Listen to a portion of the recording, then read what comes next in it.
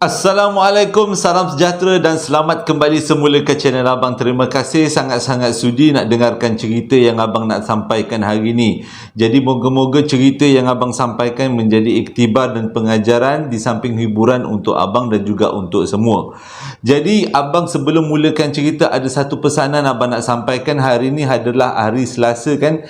Jadi kita ada beberapa hari lagi untuk mengundi. Jadi dengan kata lain sebagai rakyat Malaysia kita kena tunaikan tanggungjawab kita sebagai seorang rakyat Malaysia untuk pergi mengundi. Abang rasa dah macam abang wakil rakyat pula rasa. Ambassador Malaysia nak pergi mengundi. Walaupun apa pun kita pilih, kita mesti itu adalah tanggungjawab kita. Abang pun akan mengundi, tapi kali ini, bukan kali inilah, seperti tahun-tahun yang lepas, abang mengundi dekat Wang Semaju. Cumanya sebabnya dulu abang duduk dekat kawasan Semaju, pernah bekerja dekat sana, jadi abang akan mengundi dekat Wang Semaju. Ada beberapa calon dekat Wang Semaju yang semuanya bagus-bagus. Okey, jadi sebelum mulakan cerita, marilah kita sama-sama berdoa kepada Allah Ta'ala. Moga Allah panjangkan umur kita, berikan rezeki yang baik untuk kita, berikan rezeki yang banyak untuk kita, dipermudahkan segala urusan kita, diberikan kesihatan yang baik untuk kita semua dan dianugerahkan syurga untuk mak ayah kita. Amin ya rabbal alamin. Jadi jom kita mulakan dengan cerita yang pertama. Cerita yang pertama ni disampaikan oleh seorang lelaki yang bernama Lan melalui email. Tapi bukan pengalaman dia, pengalaman ayah dia. Untuk memudahkan jalan cerita, abang namakan ayahnya juga dengan nama Lan. Jadi ceritanya berlaku pada tahun 1972 dekat Sulawesi Tengah. Abang rasa inilah antara cerita yang abang tak pernah dengar lagi. Selalu abang dapat cerita daripada orang yang beragama Islam. Pernah dapat cerita yang daripada agama Hindu, pernah juga daripada agama Buddha. Tapi inilah satu-satunya cerita yang abang dapat daripada orang yang beragama Kristian. Sebenarnya, Lan sekarang, cerita ni waktu tu Lan dalam satu kelompok memperkembangkan agama Kristian. Abang kena berhati-hati bercerita sebab ceritanya sangat menarik dan luar biasa. Ceritanya mula macam ni. Pada tahun 1972, pada waktu tu Lan berumur lebih kurang 20-an lah. Dan dia adalah salah seorang pendakwah Kristian yang sangat aktif di kawasan Jakarta. Sebelum dia menjadi seorang pendakwah Kristian, dia menganggotai satu persatuan di mana dalam persatuan ini dia diajar untuk berdakwah dalam agama Kristian. Selepas mereka yang ada dalam persatuan ini cukup matang untuk pergi berdakwah, diorang akan dihantar ke sesetengah kawasan. Ceritanya pada tahun 1972, Lan dihantar dengan beberapa orang kawan dia pergi ke Sulawesi Tengah. Dengan kata lain, dekat kawasan Palu. Abang bila dapat perkataan Palu tu, tiba-tiba abang ingat tak satu peristiwa ribut dekat Palu, tanah tenggelam dekat Palu. Abang rasa tempat yang sama kot. Kalau salah, minta betulkan. Jadi ceritanya pada tahun 1972, Lan dengan beberapa orang kawan dia dihantar untuk berdakwah di Sulawesi Tengah. Dengan tepatnya dekat satu kawasan, kalau orang Indonesia panggil desa, kalau kita panggil kampung, dekat satu kampung di tengah-tengah Sulawesi Tengah. Kalau tengok daripada peta, kata Lan, kedudukan kampung ni memang bukan calang-calang dekat, memang jauh, terpaksa merentasi hutan belantara dan beberapa gunung ganang, bukit bukau untuk sampai ke kampung ni. Diorang ni punya semangat untuk menyebarkan agama Kristian. Sebabnya pada tahun 1972, pada waktu tu kebanyakan orang-orang di Sulawesi tidak lagi mempunyai agama, baik agama Islam atau agama apapun, ataupun agama Kristian. Kebanyakan mereka menganut agama animisma ataupun agama menyembah alam. Diorang percaya tentang kewujudan kuasa besar selain daripada manusia, tapi diorang anggap kuasa besar tu datang daripada kuasa-kuasa alam. Jadi bila tahu tentang kedudukan orang-orang ini yang masih lagi belum mempunyai agama, pemuda-pemuda yang hebat dalam berdakwah ni, termasuk ayah Lan, dihantar ke kampung ni. Jadi dia kata diorang bertolak daripada Jakarta sampailah ke Sulawesi Tengah menaiki kapal terbang. Bila sampai dekat Sulawesi Tengah, nak ke apa nama Bandar Palu, nak ke bandar yang dinamakan Bandar Palu tu pun mengambil masa juga, menaiki jeep. Daripada Bandar Palu, diorang nak masuk ke kampung tu punyalah jauh, kata Ayah Lan. Dia terpaksa naik jeep selama beberapa jam sebelum sampai dekat satu pinggir hutan dekat tepi jalan besar. Dekat satu pinggir hutan. Daripada pinggir hutan ni, diorang akan naik jeep lagi untuk masuk ke dalam hutan dan melalui 2 buah bukit. Mengikut kata Lan, tak nampak macam bukit langsung, nampak macam gunung. Dia punya tingginya bukit tu. Jadi selepas melalui 2 bukit, barulah sampai dekat pintu masuk kampung. Kau hajar ni kampung kami dalam lagi. Baru sampai dekat pintu masuk kampung. Daripada pintu masuk kampung, diorang kena berjalan kaki masuk ke dalam kampung tu. Punyalah jauh nak berjalan kaki masuk ke kampung. Waktu tu rombongan tu terdiri daripada Lan dan beberapa orang dan juga seorang paderi muda. Tujuan dia orang datang ke kampung tu adalah untuk menyebarkan agama Kristian, pada masa yang sama untuk ganti paderi. Dekat dalam kampung tu memang dah ada paderi, tapi paderi tu dah tua, dah lama dia bertugas dekat dalam kampung tu sebagai ketua gereja. Jadi tibalah masanya untuk dia digantikan dengan seorang paderi muda. Jadi mengikut kata Lan, paderi muda ni dia punya semangat lain macam. Yelah, orang muda kan dia punya kuat bekerja dia tu berbeza dengan orang-orang tua. Jadi cara dia tu lebih agresif dan cara dia bercakap pun lebih keras lah orang kata. Jadi selepas sampai dekat kampung tu, diorang pun berjumpa dengan ketua gereja yang ada dekat kampung tu. Ketua gereja tu agak tua lah. Dan dia, ketua gereja tu tinggal dekat dengan kawasan gereja. Bila sampai dekat situ, diorang pun berbincang-bincang lah. Jadi ketua gereja yang lama tu, yang tua tu, paderi tua tu, memang dia tahulah dah sampai masa dia untuk balik ke Jakarta. Dengan kata lain, dah berpuluh tahun dia bertugas kat situ dan inilah masanya dia untuk balik sebab dia pun dah semakin tua. Sampailah masa untuk dia digantikan dengan orang yang lebih muda. Jadi dia kata paderi tua tu, boleh, kata sebelum saya meletakkan jawatan sebagai paderi dekat sini, saya rasa lebih elok kita awak sebagai paderi muda dan juga beberapa orang yang datang daripada Jakarta ni mengikuti satu acara berdoa. Abang pun tak pasti, lebih kurang macam tu, acara berdoa untuk orang Kristian. Dan acara berdoa ni akan dilakukan pada waktu, kalau tak silap abang, petang. Akan dihadiri oleh semua orang kampung dan pada waktu itu saya akan memperkenalkan awak sebagai paderi muda untuk menggantikan saya. Ceritanya macam tu.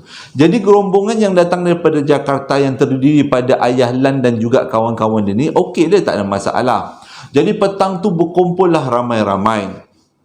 Berkumpul ramai-ramai, diorang berdoa lah. Sambil selepas berdoa tu, diorang diperkenalkan dengan paderi baru. Selepas habis berdoa, semua orang pun bersurai.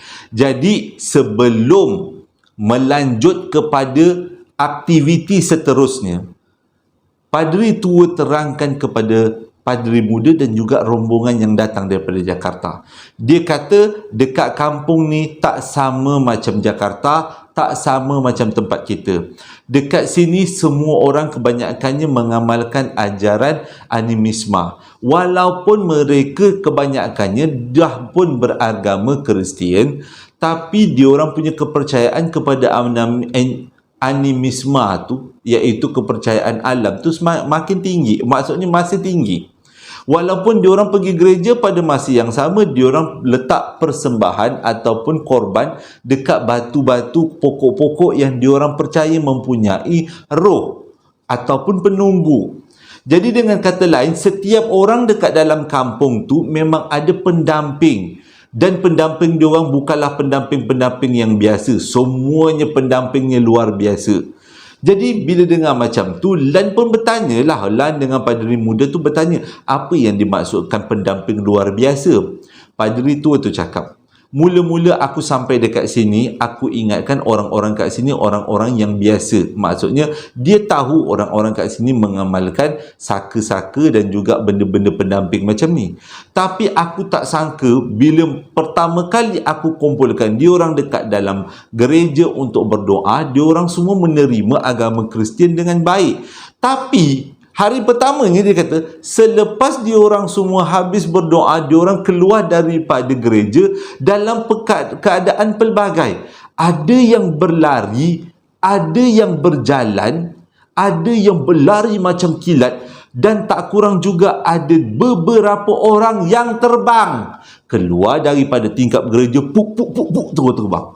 Waktu tu kata padri tua tu, dia kata dia sendiri tergamam, terkejut. Wah, lain macam orang kat sini bela saka. Bukan setakat saka-saka biasa, saka-saka yang boleh bawa terbang sekali.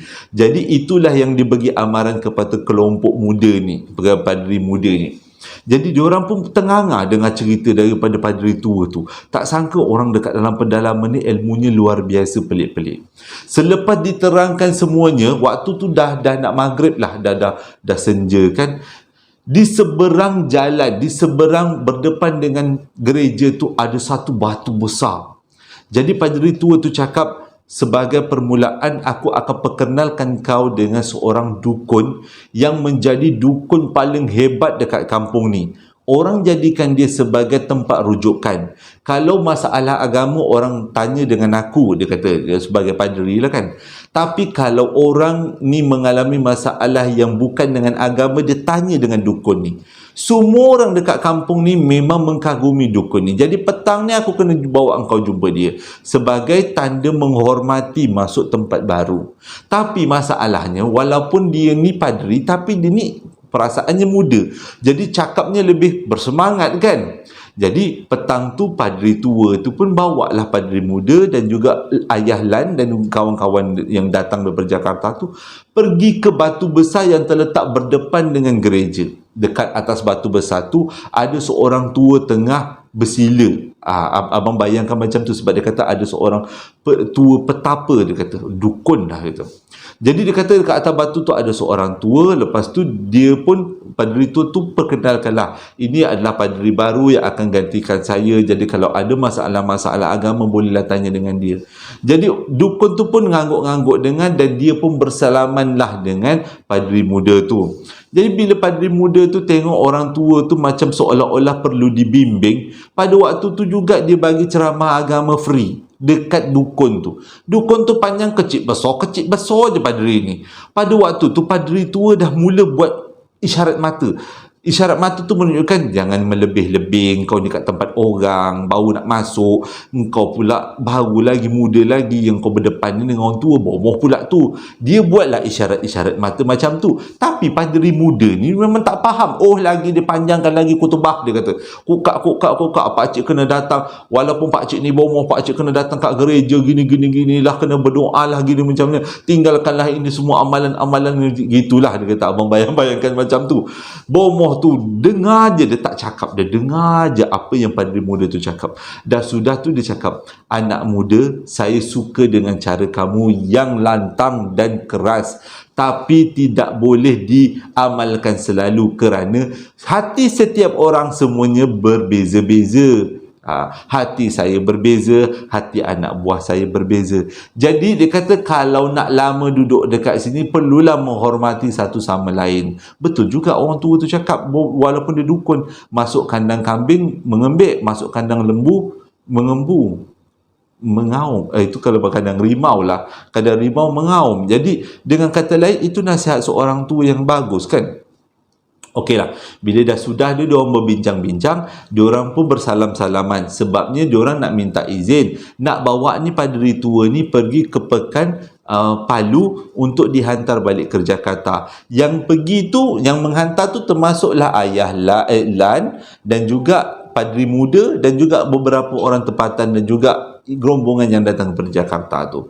Selepas bersalam-salaman, pada waktu bomoh tu bersalaman dengan padri muda tu, dia salam dalam keadaan digoncang sebanyak 3 kali. Salaman tu dia goncang 3 kali. Pada waktu tu padri tua dah rasa macam alamak, dia dah lama duduk situ tau. Dia tahu apa maksud goncangan tu, goncangan salam tu. Jadi cepat-cepat dia tarik padri muda tu masuk dekat ikut keluar daripada kawasan tu. Jadi diorang pun berjalan satu rombongan ni bersama beberapa orang kampung, dalam kiranya macam menghantarlah padri tua ni untuk ke Pekan Palu. Selepas diorang berjalan naik turun bukit tu nak, lepas tu sampailah dekat jeep. Bila sampai kat jeep, diorang pun naiklah jeep untuk ke Pekan Palu.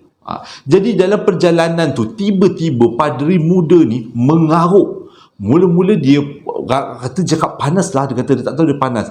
Tiba-tiba dia panas, lepas tu dia buka dia punya butang baju, tiba-tiba dia dah menjerit. Bila dia dah menjerit, terpaksalah jeep tu diberhentikan. Bila jeep tu diberhentikan, nak jadi cerita, jeep tu berhenti dekat kawasan cerun. Cerun yang memang tak jauh daripada Jalan Besar tu, dia ada cerun. Cerun tu memang dalam gila, kalau terjun memang meninggal lah kan. Jadi waktu tu padri tu menjerit-jerit. Orang-orang yang menemani, yang ada dalam rombongan tu cuba untuk pegang padri, termasuk Lan. Lan tu pun pegang kaki padri sebab padri tu meronta-ronta, tak boleh nak cakap. Lepas tu dia cakap dalam bahasa yang dia tak fahami, semua orang tak faham. Yang penting dia menjerit-jerit, meminta tolong, melolong-lolong seolah-olah tengah diseksa. Tapi pada masa yang sama, mata padri tu berubah daripada mata biasa kepada mata yang boleh kata seluruhnya jadi hitam. Waktu tu memang keadaan kucar kacir.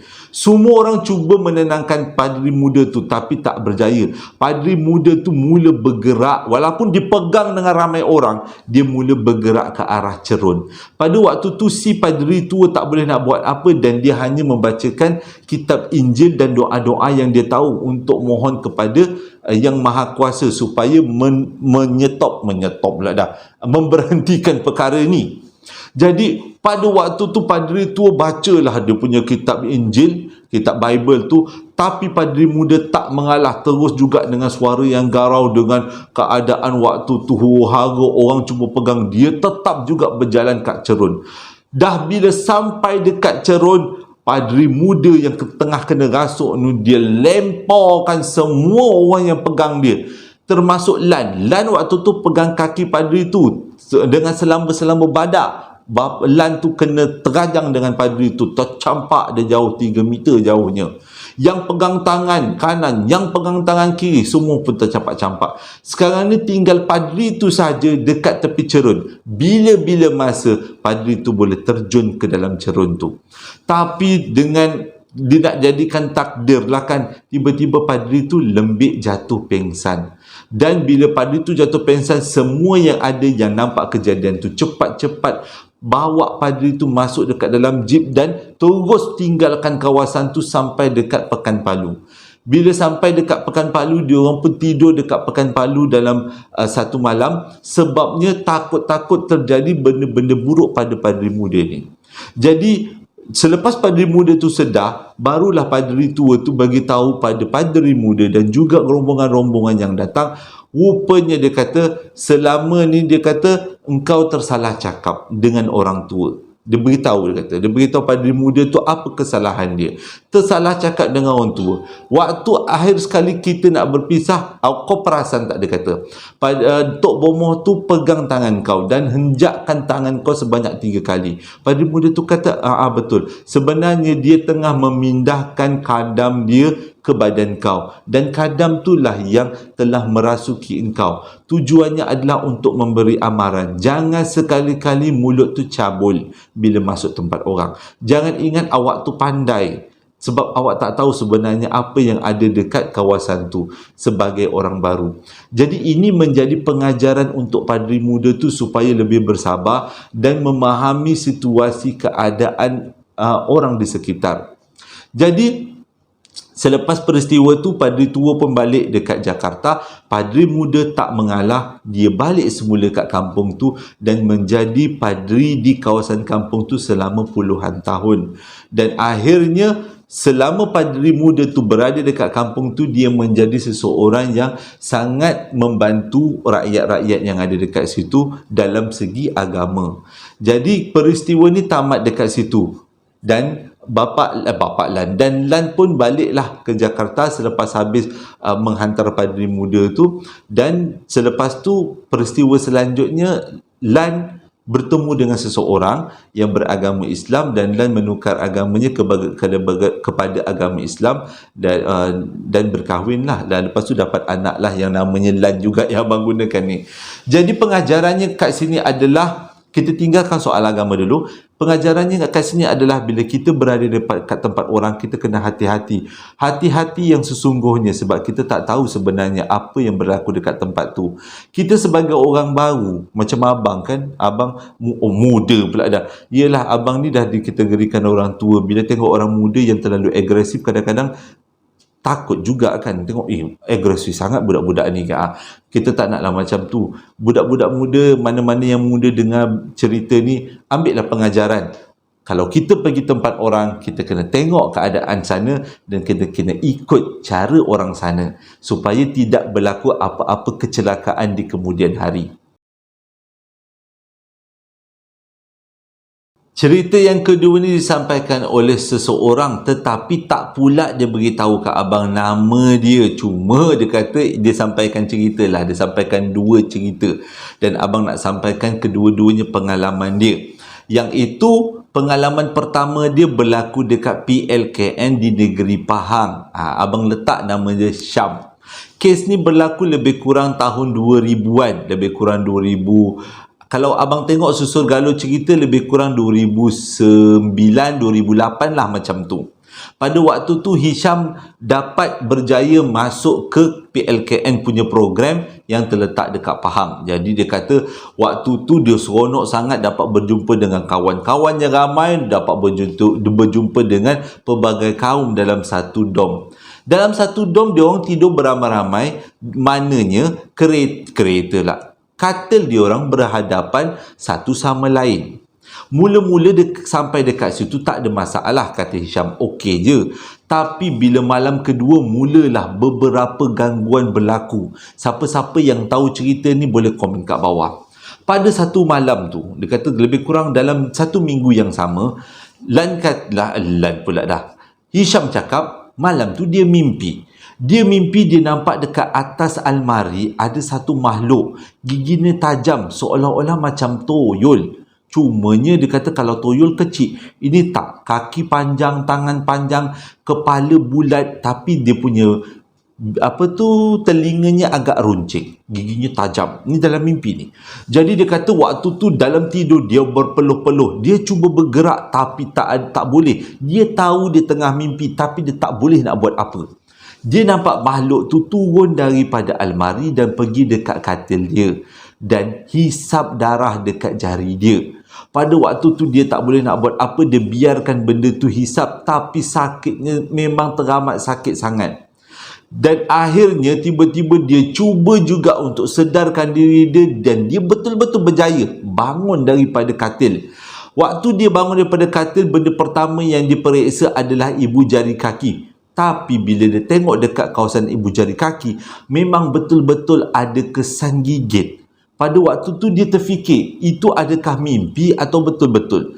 Dia tak perasan, Hisham tak perasan sebenarnya pada waktu tu berlaku kekecohan dekat dalam bilik tu. Selepas dia periksa ibu jari kaki dalam keadaan baik, baru dia perasan katil depan dia tengah histeria. Orang kat depan dia, budak lelaki tengah menjurit-jurit, berguling-guling-guling. Kawan-kawan yang ada dekat dalam dom yang sama cuba menenangkan, tapi tak berjaya. Budak tu terus-terus berguling-guling tanpa sedar, dan beberapa orang budak cuba pegang dia untuk menenangkannya, tapi gagal. Semuanya telah dilemparkan ke kanan dan kiri katil. Mujur di antara kawan-kawan yang ada dekat dalam dom tu, kata Hisham, pandai, salah seorangnya pandai ruqyah. Jadi budak tu meruqyah, tak sempat panggil warden, tak sempat panggil kapten ke apa. Sempat budak tu ruqyah pada budak yang tengah histeria tu. Akhirnya budak yang histeria tu betul-betul sedar.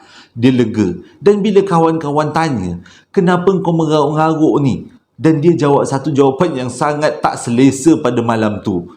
Dia cakap, aku nampak makhluk yang begini bentuknya, turun daripada loka dan aku ketakutan. Dalam mimpi tu aku cuba berlari, tapi tiba-tiba makhluk tu pergi ke katil kawan, dia tunjuklah katil Hisham.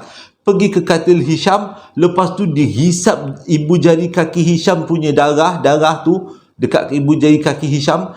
Dah habis dia hisap tu, tiba-tiba dia meloncat ke aku dan tiba-tiba aku tak ingat apa-apa.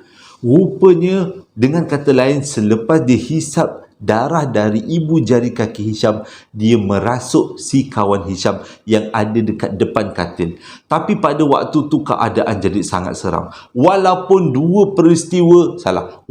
satu peristiwa pada malam tu, iaitu budak tu hanya dirasuk, berjaya pula diredakan, tapi perasaan budak-budak lain pada waktu tu, pada malam tu sangat-sangat tak selesa. Jadi ada salah seorang yang agak dewasa dalam dom tu minta diorang semua rapatkan katil, sebab dia kata benda ni bukan main-main, kita masih lagi dekat tempat baru, kita tak tahu tempat ni apa yang terjadi peristiwa sebelum-sebelumnya. Jadi malam tu diorang tidur rapatkan katil. Alhamdulillah, itulah satu-satunya peristiwa tentang PLKN yang dialami oleh Hisham. Dan selepas tu tak ada lagi peristiwa sebab mereka semakin biasa dengan kawasan PLKN di Pahang tu. Jadi kalau siapa-siapa yang tahu tentang ceritanya secara detail, boleh komen kat bawah, kita kongsi-kongsi pengalaman. Masih lagi cerita Hisham. Kalau tadi cerita Hisham kat PLKN, kali ni cerita Hisham dekat rumah. Hisham kata dia ada 10 orang adik-beradik dan dia pula anak yang ke-6 daripada 10 orang adik-beradik tu. Disebabkan keluarga dia keluarga besar, jadi bapa dia ni suka menambah-nambah rumah. Jadi rumah dia agak memanjang ke belakang dan keadaan rumah dia sangat besar. Belakang rumah dia ada kandang kuda, kandang lembu dan juga satu kawasan lapang untuk memudahkan anak-anak adik-beradik diorang ni main. Rumah ni rumah papan, dia kata. Dia kata sepanjang duduk rumah tu memang tak ada pun peristiwa pelik. Tapi pada satu hari, Hisham mengalami satu peristiwa yang luar biasa, yang susah nak dijelaskan. Pada waktu tu dia kata kes ni berlaku pada satu malam. Waktu tu baru lepas makan malam. Semua orang tengah rehat-rehat, tengah tengok TV, ada yang tengah buat kerja sekolah, ada juga yang tengah menolong mak dia mengemas-ngemas. Selepas makan kan kena kemaskan, kemas-kemas meja, kemas-kemas basuh pinggan semua. Pada waktu tu Hisham tengah layan-layan duduk dekat sebelah tingkap dekat dengan TV.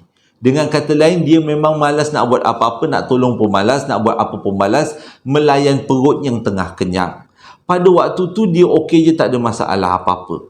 Tengah-tengah diorang semua satu keluarga tengah berehat.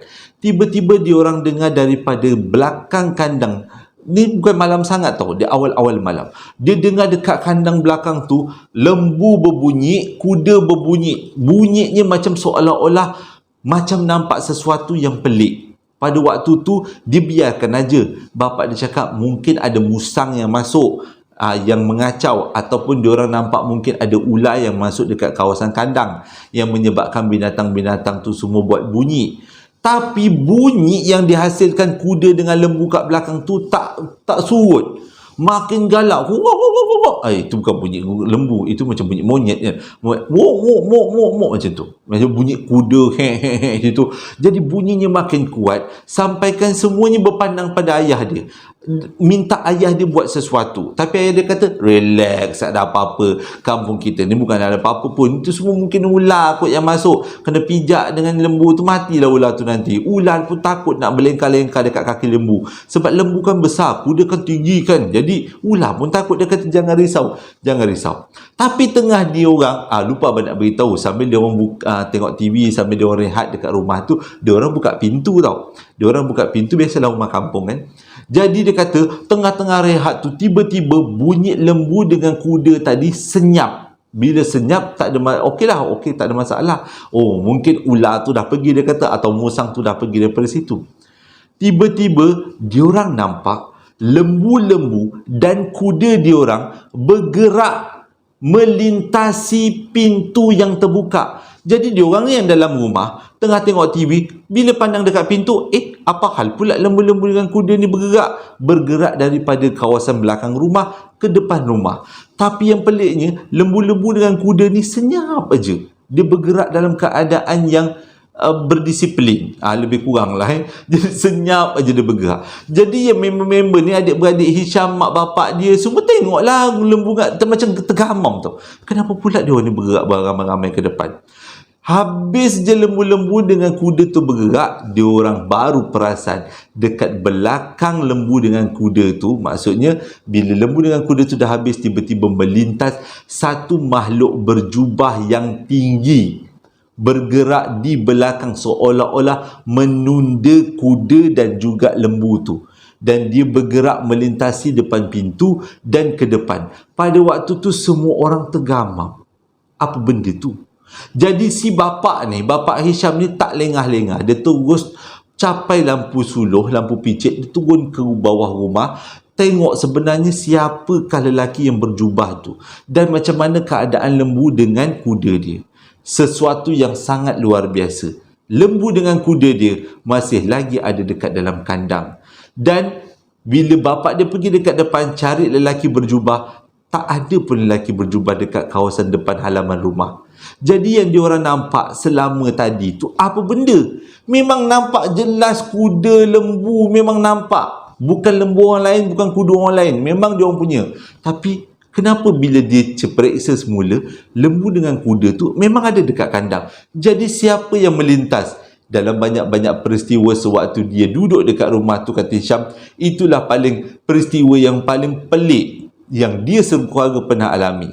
Kalau kita sebagai orang-orang Islam, orang Muslim, menganggap mungkin itu adalah makhluk alam sebelah, kuda dengan lembu tu mungkin adalah salah satu bayangan. Tapi kalau Mak Saleh, dia orang akan cakap alien.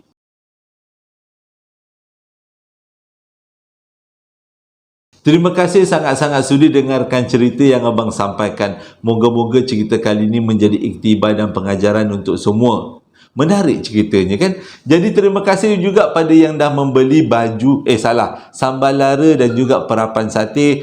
Terima kasih sangat-sangat. Nanti abang akan ada buat promosi. Bulan ni promosi sambal lara, bulan depan promosi perapan sate. Jualan hujung tahun, mega sale. Terima kasih sekali lagi sudi dengarkan cerita abang. Hingga berjumpa lagi dalam 2 hari akan datang. Assalamualaikum warahmatullahi wabarakatuh.